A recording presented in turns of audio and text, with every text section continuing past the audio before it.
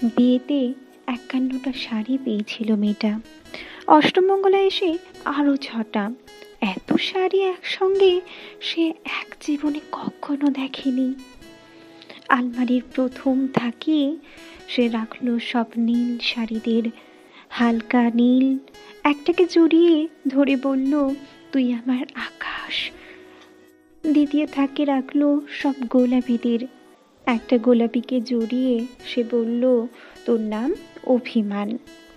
তৃতীয় থাকে ৩টি ময়ূর কে থেকে ছুটে আসার সুখ তেজপাতা রং যে শাড়িটার, তার নাম দিল বিষাদ। সারা বছর সে শুধু শাড়ি উপহার পেল। এত শাড়ি সে কি করে এক জীবনে পরবে? কিন্তু বছর যেতে না যেতে ঘটে গেল সেই ঘটনাটা। সন্ধ্যের মুখে মেয়েটি বেরিয়েছিল স্বামীর সঙ্গে চাইনিজ খেতে। কাপড়ে মুখ বাঁধা ৩টে ছেলে এসে দাঁড়ালো। স্বামীর তল পেটে ঢুকে গেল ১২ ইঞ্চি, ওপর থেকে নিচে, নিচে থেকে ডান দিকে, যাকে বলে এল। পড়ে রইল খাবার, জেলে ফিস থেকে তখনও ধোঁয়া উঠছে।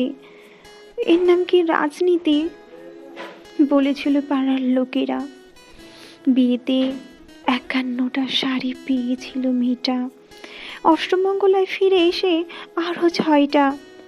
একদিন দুপুরে শাশুড়ি ঘুমিয়ে সমস্ত শাড়ি বের করে ৬তলার বারান্দা থেকে উড়িয়ে দিল নিজের পৃথিবীতে।